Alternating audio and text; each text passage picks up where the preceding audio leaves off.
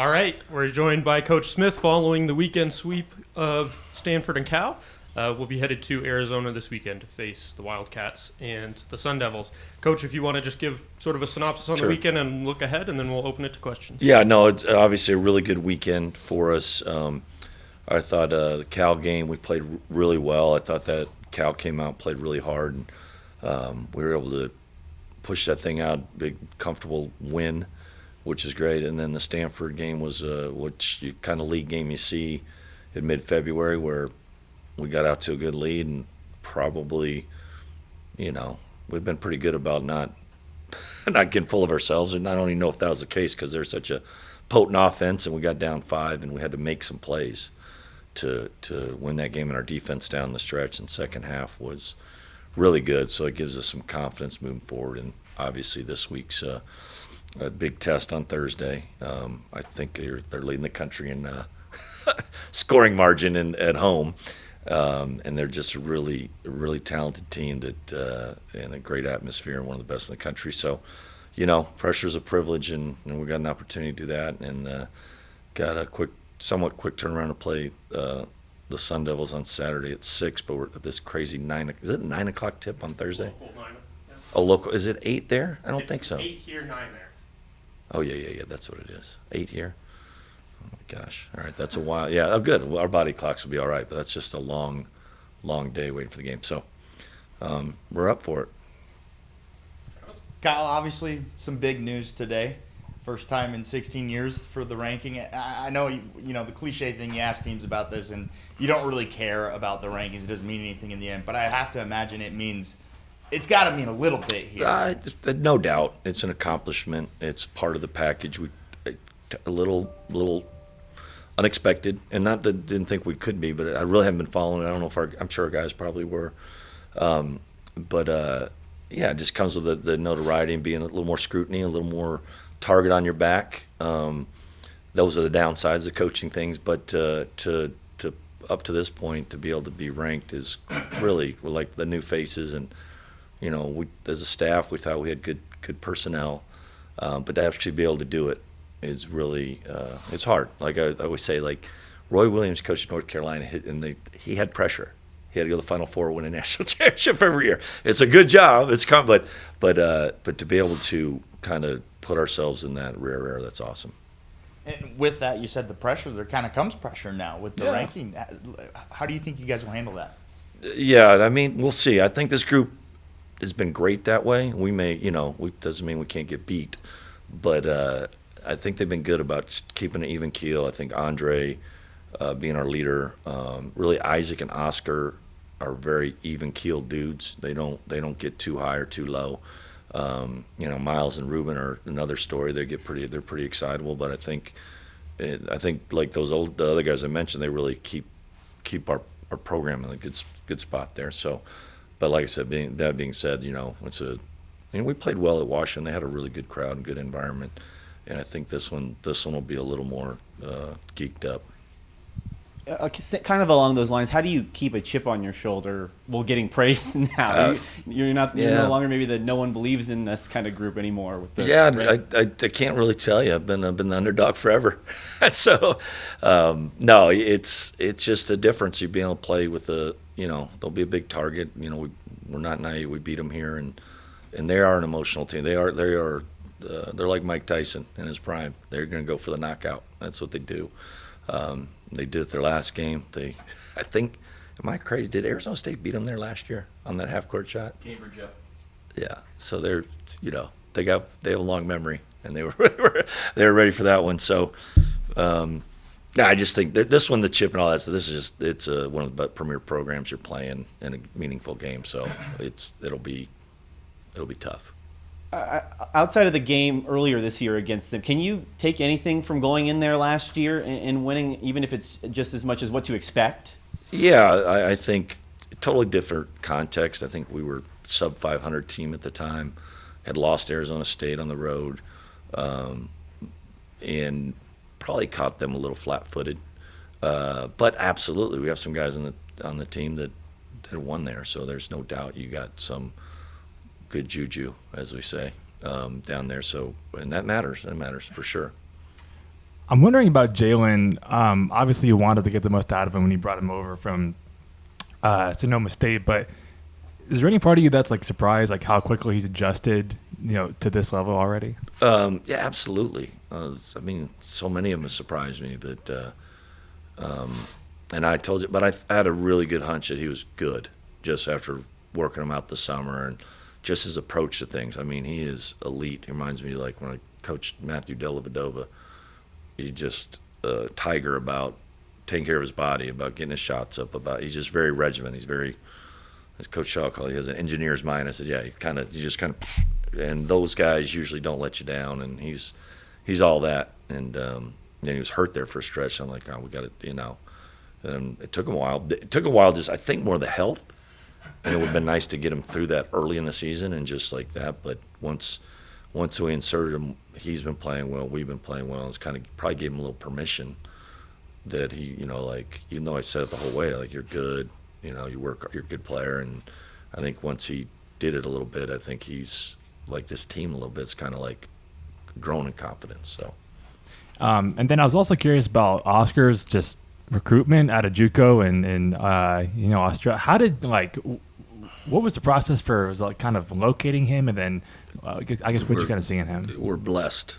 It was a unique one. Obviously, he's from Australia, and it really when Deshaun, we knew had a health issue he was going through, and we really weren't recruiting centers at that point. We're like, we need to look into this, and we're lucky because Coach Shaw and I have a relationship with that junior college coach, Jerry Carrillo, who's an awesome coach in the Junior College Hall of Fame.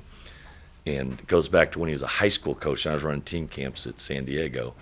So he's always been a guy, he's a coach's coach, and he's not necessarily going to, promote his guys in the sense. Like he's going to try to find them in a situation where they're going to get coached and it's a good fit. And I think that 30-year relationship really helped us. I think Oscar really leans into Coach Carrillo, and he's that kind of guy that he's going to have he's going to have a relationship with all his guys. And his assistant coach, Coach Hopkins, was really in there too, and he's from Pacific Northwest. Actually, I think he's coaching Big Bend now, head coach is that right? Is it Big Bend? That's what there's a school called Big Bend. Yeah, for some reason I think I could be off. The one near Othello. Anyway. But so that's just kind of, it was really a relationship. It's the advantage of being in this business for a long time, and we were lucky because Cal came in there at the last.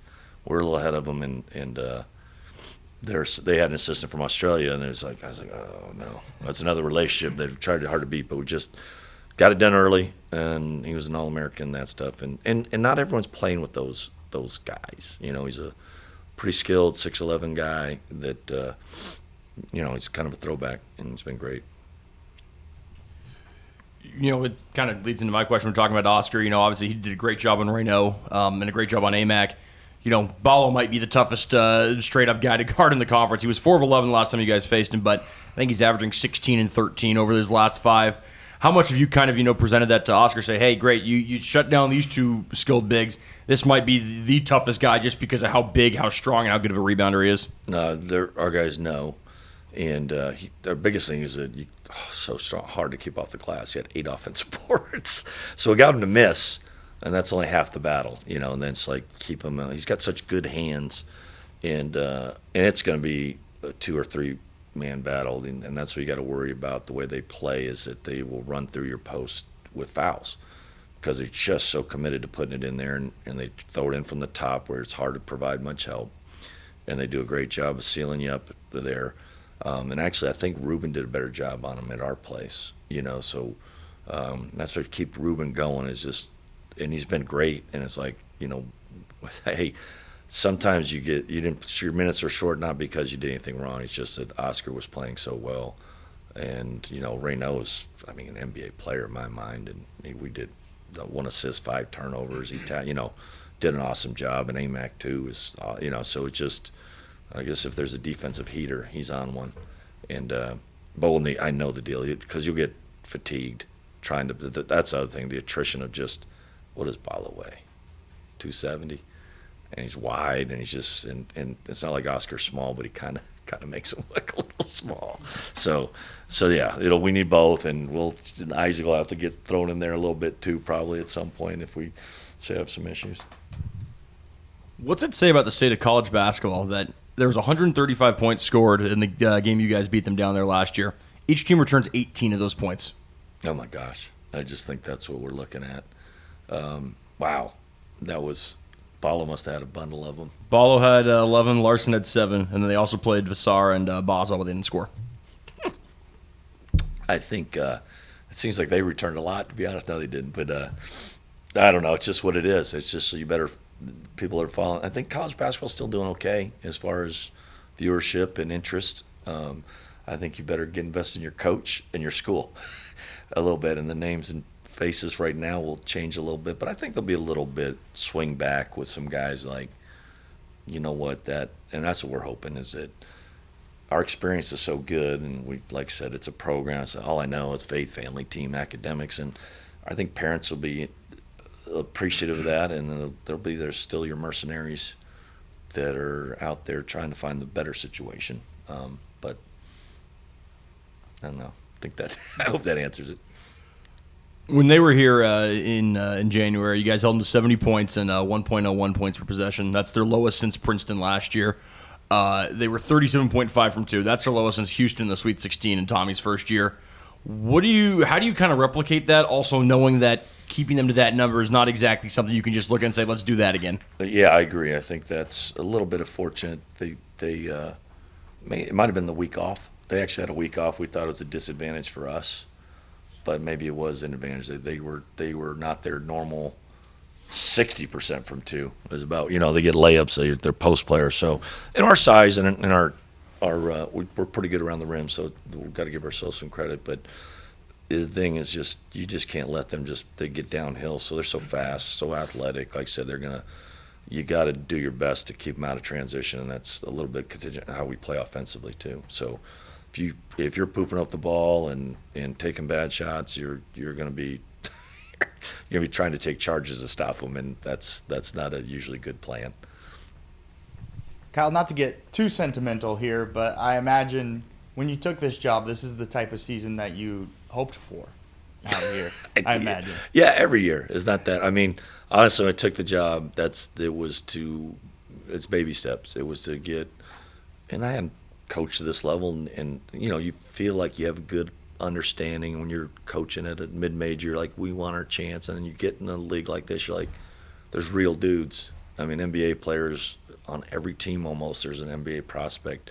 So it was survival at first and trying to find our way on how to recruit, how to coach this level. And I think as it went longer, as coaching's coaching. And a godsend in getting Coach Shaw on board too, because he's been such a key, well-known figure in the Pacific Northwest. And that shortened the bridge, as far as the recruiting credibility.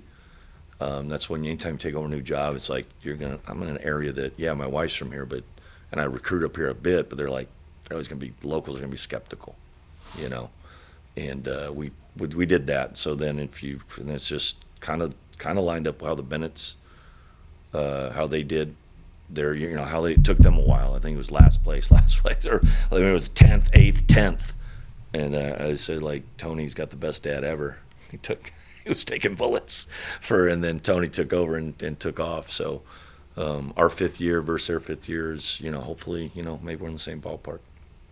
And just kind of build, what's been special about this team? What has it been about this team? It's just it sounds crazy, it's not exciting. It's just they've been very even keel, handling success and failures. And it's we could have been, when we lost to Cal in overtime, we're up 7 2 minutes ago. I didn't feel like they're devastated. I mean, they're upset, but not devastated. That's why I say it. The sky wasn't falling. We came back and played well at home. We've been playing well since. So, and I think it's like I said, man, Jaylen being such a rock solid, Andre, Oscar, Ruben being afraid, and Kamani's really, he's a mature person, and I think the character of this team, and we talk about it all the time. So I think it's a really, they like one another, and they're buying into hey man, we don't set goals.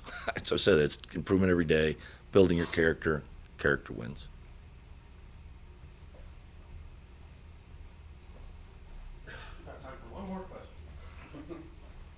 What we got? Oh, Greg. I was wondering where Jim was going.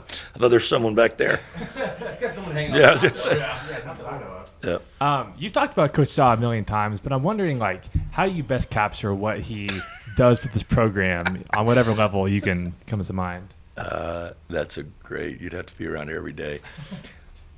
I describe it as this: having a 25-year guy with someone with 25-year-old energy, who's single. His kids are grown, but he has 30 years experience. So it's a cheat code. It really is. And I always challenge people. I say, they say, "Oh, you're Mr. Analytics." I say, "Yeah, my best analytic play is check his record as an assistant and head coach." So I was like, I giggle, and he's funny because he tries to delegate things, but he can't. So he has a hand in every part of the program. That's what I say. He's just got a lot of time on his hands, and he's really driven. He's really driven to win. And like I said, I think we both learned a lot from each other. I think we're the last two remaining from year one, players or coaches, and it's been that's like I said, I do talk about him a lot because he has a big hand in this whole process. So, and I think people have been around our program know that, and he's a fun one.